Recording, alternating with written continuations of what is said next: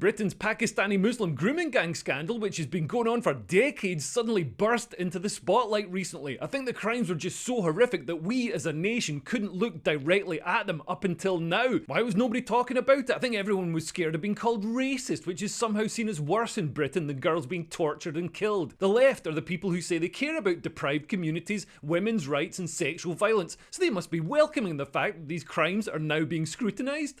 No, the same people who are in uproar over Me Too, oh, a film producer put his hand on an actress's knee, oh, are ignoring these infinitely worse crimes that didn't end in a Hollywood career for any of the victims. The most they got was a free kebab.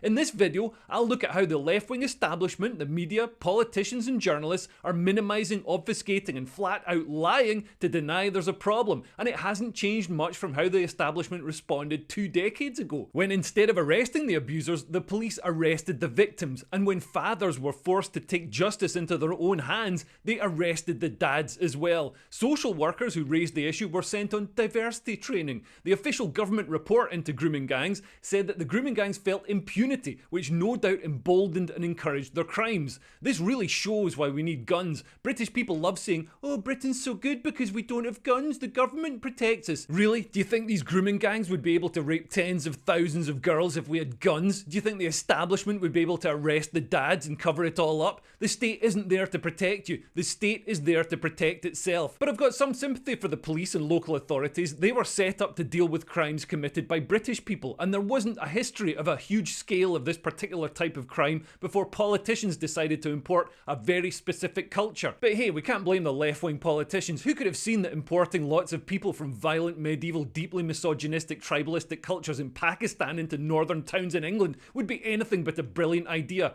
Well, this week, Britain's Prime Minister Keir Starmer reached straight for the big red button on his desk that says, call everyone racist. And when politicians, and I mean politicians, who sat in government for many years, are casual about honesty, decency, truth and the rule of law, calling for inquiries because they want to jump on a bandwagon of the far right, then that affects politics. He basically said that anyone concerned about grooming gangs is far right. Why is Keir Starmer advertising the far right by making them sound sensible? This is also a real slur on genuine far right people who've put a lot of effort into reading Evola and developing their vision for a fascistic ethno-state, and then get lumped in with normal people who just think that child rape is bad. Anyway, just to reassure you, there's nothing far right about not liking rape gangs. Far right is a pretty specific set of beliefs, including an end to democracy, which is more likely to be done by Keir Starmer than Tommy Robinson. One of the drivers behind mass immigration is that native British people tend to vote more right-wing, whereas foreign nationals vote Labour, so Labour can tilt the electoral balance in their favour by increasing immigration, and are now looking at plans to give 5 million foreign nationals the vote, which would disenfranchise British people.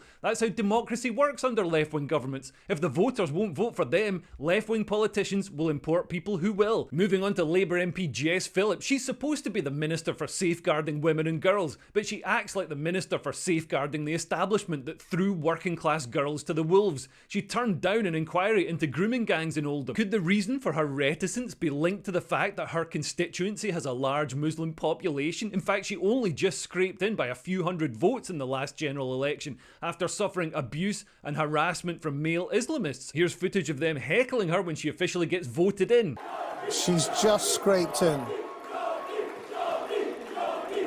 Okay, thank you. Thank you. Thank you. See, we're going to continue with the class that we had during the campaign. Excuse me. It's all right.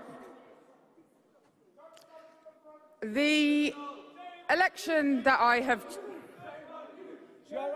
This will be a warning. I will be asking people to leave unless we get this completed. I will carry on with my speech. I understand that a strong woman standing up to you is met with such reticence. Anyway, this election has been... Can you throw them out? All right, excuse me. Oh, and she asked them to leave. Turns out deportation can be a Labour policy. Well, it seems that she's now pandering to these Islamists by turning down a public inquiry into the Oldham grooming gangs. And as the grooming gang scandal reached a crescendo this week, Labour put out this video with song lyrics celebrating violently sexually assaulting a young girl.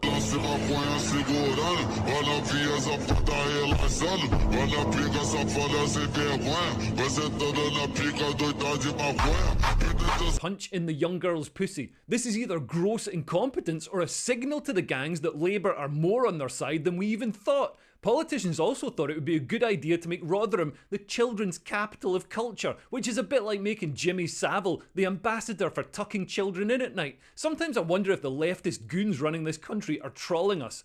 And what about our Muslim politicians? The leader of Scottish Labour, Anas Sarwar, here dismisses Glasgow rapes and murders as far-right nonsense and racist. So, Mr Sarwar, can you tell us the names of the three people in Glasgow who were murdered by the Muslim asylum seeker? Can you tell us what happened with the rapes of children in Glasgow from fake asylum seekers who were raping kids, and then it was covered up by the actual... I think you should take your far-right nonsense somewhere else. Well, I would think that somebody that supports as a Muslim who supports a prophet who had sex with a 9-year-old girl and had sex slaves, I think that's more of an issue, is it not, than my right-wing nonsense. I'm actually a centrist libertarian liberal, to be honest with you. You, I think, are a member of a globalist Islamo-Marxist party, the Gimps. Excuse me, I just want to say I was witness to something about a Muslim... Sorry, it's on tape. It's going out. We're going out live. We're going out live anyway, but...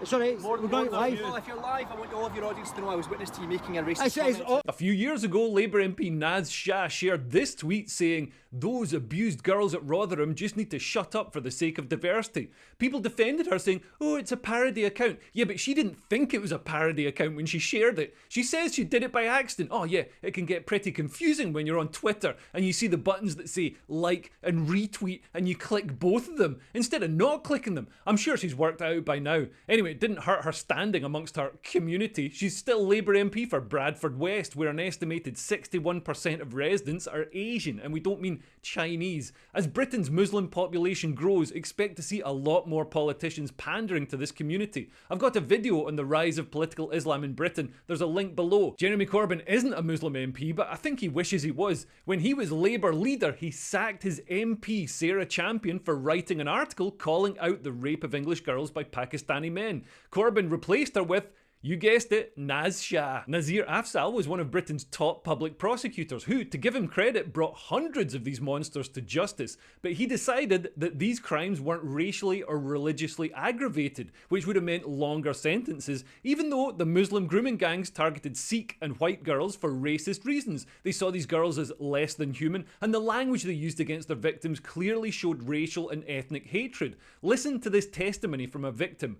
As a teenager, I was taken to various houses and flats above takeaways in the north of England to be beaten, tortured and raped over 100 times. I was called a white slag and white cunt as they beat me. They made it clear that because I was a non-Muslim and not a virgin, and because I didn't dress modestly, that they believed I deserved to be punished. They said I had to obey or be beaten.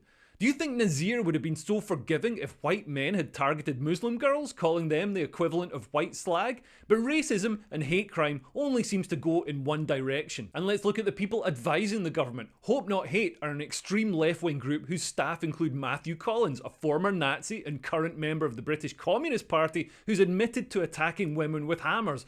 Nice guys then. My colleagues and I, From the National Front and the British National Party, the BNP, we went to a meeting to exercise our right to free speech, and we got into this meeting and we saw we outnumbered and we outpowered the people in there who were mainly women, mainly Asian women, and they attacked us, or we attacked them. With hammers, with chairs, with tables. It hospitalised 17 people. 14-year-old Charlene Downs was targeted and raped by a grooming gang in the north of England. She's now missing, presumed murdered. If that wasn't horrific enough for you, Downs' body is believed to have been dismembered and put in the kebab meat by those accused of murdering her, although the trial fell apart. Given these circumstances, you can perhaps understand why her mother isn't the biggest fan of multiculturalism and Islam. In a sneering article, Hope Not Hate smeared the mother of Charlene Downs as engaging in an anti-Muslim hate campaign. Oh, imagine having anti-Muslim sentiment just because your daughter gets raped and murdered by a Muslim rape gang. I mean, what do they expect her to do? Lay on Ramadan celebrations with a banner saying, "Thanks for killing my daughter"? The head of Hope Not Hate, Nick Lowells, also used the term so-called grooming gangs, as if they're just a myth. Grooming gang deniers should be treated like Holocaust deniers or Sandy Hook conspiracy theorists. It's dangerous and disgusting, and the Labour government needs to pledge that it will no longer fund this extremist organisation or take advice from them. Dr. Ella Cockbain is an analyst with UCL Crime Sciences and a self-described anti-racist feminist. It's interesting that she openly describes her biases in this way. She's published articles attempting to minimise and obfuscate the issue with Muslim rape gangs, although her own research found that Pakistanis were 40 times overrepresented, so she then just ignored her own findings. I'm a former criminal intelligence analyst, and funnily enough, I work with UCL Crime Sciences on a couple of projects. In my opinion, it's very likely that she's misrepresenting data to confirm her own bias that there's no overrepresentation of Pakistani Muslim men in grooming gangs, and that grooming gangs are a far-right myth and a racist trope. This is one of her papers that seems to underpin a lot of her claims. I had a quick look. She seems to conflate general child abuse stats with this specific issue of grooming gangs, and she willfully ignores proportionality. Most child sex abusers in the UK are white, but the UK is mostly white. There's no overrepresentation of Pakistani Muslim men in the specific issue of grooming gangs. While she's correct that crime data is inadequate, this disproportionality is obvious in mugshots and court verdicts, data sources which she seems to studiously ignore, and there's acres of research pointing to the obvious truth.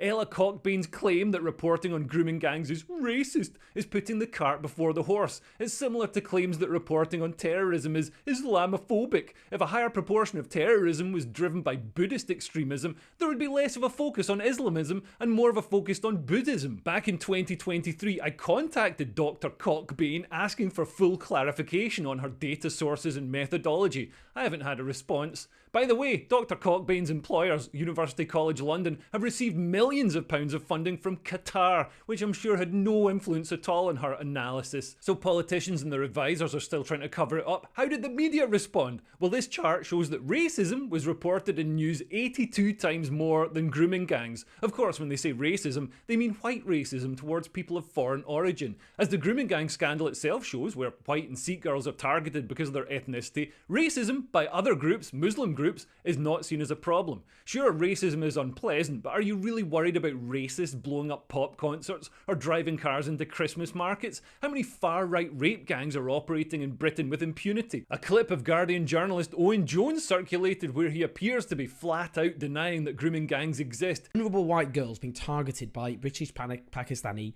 grooming gangs. Now, that is the sort of thing you would have expected to read in BNP leaflets, and which not that long ago would actually have been condemned by Tory and Labour politicians alike. But we are in 2023 in the worst possible timeline. It's not true. It's really important to make this very, very clear. It isn't true. His excuse is that he was saying an overrepresentation of Pakistani Muslims doesn't exist. That's also wrong, Owen. Look at the mugshots. They all look like this. Do you think that's a fair and balanced representation of Britain's ethnicity? You think all these people are like Justin Trudeau going to a fancy dress party? Or you think Britain's ethnic makeup is 95% Pakistani with one random albino for some reason? Well, give it a few years, it probably will be. Still, it's great to see some white faces in this grooming gang. What a wonderful example of community integration. Really gives me hope that the leftist dream of multiculturalism can work. Honestly, they should put this picture on the cover of the Labour manifesto. Journalist Suleiman Ahmed claimed that the victims of the grooming gangs consented, posting that social workers said consent was given by these women. When consent is given, there is no rape and there cannot be any grooming. This point has been ignored by those that want to create a propaganda campaign against Pakistanis. Now, it's true that social workers and other people in authority claim that the girls were in consenting relationships with their abusers. However, this has been castigated as a major failing of an establishment that didn't want to deal with the problem. Children cannot consent. Mainstream TV channels weren't much better. Recently, GB News has been the only channel giving significant coverage to this issue, while Channel 4 and BBC commissioned documentaries about a fake grooming gang scandal, feeding the far-left conspiracy theory that this is all a myth, despite the thousands of convictions and screeds of harrowing testimony. Maybe this is because about a decade ago, the BBC made a drama about grooming gangs called Three Girls, which was cited as one of the radicalising factors for the Finsbury Park mosque attacker. But really, people are getting radicalised by reality now. It's not just legacy media. Sarah Noble is a transgender, self-proclaimed, progressive-minded student Lib Dem activist who's been accused of changing the Wikipedia page for Muslim grooming gangs in the UK to Grooming Gang Moral Panic in the UK. It's not a real thing, guys. It's a moral panic. Well, according to this lumpy left-wing bloke in a frock anyway. I've got a video coming out on Wikipedia bias soon, so subscribe if you're the sort of nerd who wants to see that. And what about the Conservatives? Baroness Saida Warsi is a Conservative politician. She claims that highlighting the overrepresentation of Pakistani men in rape gangs is divisive and has real-life consequences. And highlighting this lends credibility to the far right, and accused Suella Braverman of using racist rhetoric when highlighting an ethnic connection. Used every year, 1 in 20 children, that what she chose to do without caveat and without nuance and without explanation, focus on a particular subset of a particular subset of a particular subset of child sexual exploitation. And by doing so, she didn't make clear what she was talking about, and she demonized a whole community. You mean when she... And what these letters are saying, Richard, is that when politicians use language like that, they have real life consequences. Honestly, when politicians like this say that it's going to result in the police targeting this specific demographic group, that demographic group should be targeted because they're the ones that are overrepresented in the crime. But she's right that this scandal lends credibility to the far right. They were the only people who didn't mind being called racist, so weren't afraid to speak out. But the fact that Conservative politicians are saying stuff like this as well shows that the entire political establishment in the UK, Labour and Conservatives, is enthralled to pretty far left ideology. And for any non-Brits bemused as to how Britain turned a blind eye, or worse, while Pakistani Muslim men raped white and Sikh working class girls, you could not imagine the visceral hatred that the Guardian reading establishment who run our country have for our working classes. It's visible here in Labour MP Emily Thornberry sneering at a white van man who clearly loves his country. The working classes refuse to let go of their patriotism, cultural identity, humour, resilience and community spirit. These are all things that are despised by the woke left, and the left stopped even pretending to represent working class people a long time ago. Although one lefty who had a sensible response was J.K. Rowling, who made the point that we shouldn't call the rape gangs grooming gangs. It's like calling those who stab people to death knife owners. But this scandal is an extinction level event for woke left ideology. All the platitudes that the establishment have used to silence this crime are no longer working. If you talk about it, people might get hurt. Girls are already getting hurt and killed. I'm sure this happens because of socio-economic factors. This is a disgusting smear on low-income people who the vast majority of managed to get through life without joining grooming gangs. Remember when the left stood up for the working class? Nah, me neither. We need to protect community cohesion. Listen, we already had community cohesion. Then someone thought it was a good idea to bring an alien medieval culture into Britain and just airdrop it into working class towns. But we'll be encouraging the far right and handing our enemies talking points. As J.K. Rowling points out, this is the exact same argument used by people who refuse to accept that adopting gender identity ideology was a massive mistake. Institutional cowardice has enabled terrible harm. The solution is not more institutional cowardice. White people do it too. Listen, you're conflating other crimes with the specific and uniquely horrific issue of widespread rape gangs. Traditionally, this sort of crime has been treated as reprehensible by communities in Britain, but the way many of these rape gangs operated was a man would get a girl incapacitated and then phone round his friends, his uncles and his cousins saying, hey, come over, I've got one of these girls here, bring snacks. I mean, if you want to talk about diversity and cultural differences, I'm pretty sure that if your traditional British bloke suggested gang rape as a group activity to his WhatsApp contacts, he'd get taken off a few Christmas card lists. Maybe Labour just secretly love grooming gangs because they make what's traditionally been a left-wing billionaire's hobby accessible to low-income ethnic minorities. But the situation in Britain is so bad that we're essentially a failed state. Imagine a Middle Eastern dictator whose favoured demographic group went around raping girls with impunity. The West would take action to stop that. So senior American figures are stepping in to suggest sanctions and diplomatic pressure to encourage the British government to deal with our problems. Elon Musk even seemed to suggest military intervention in Britain. Yes, Elon, do it! Did I mention we've got oil? We're pretty easy to invade as well. You don't even need landing craft to storm the beaches. Inflatable dinghies will do. And don't worry about where your troops will sleep. We reward all illegal arrivals with safe and pleasant accommodation at the taxpayers' expense.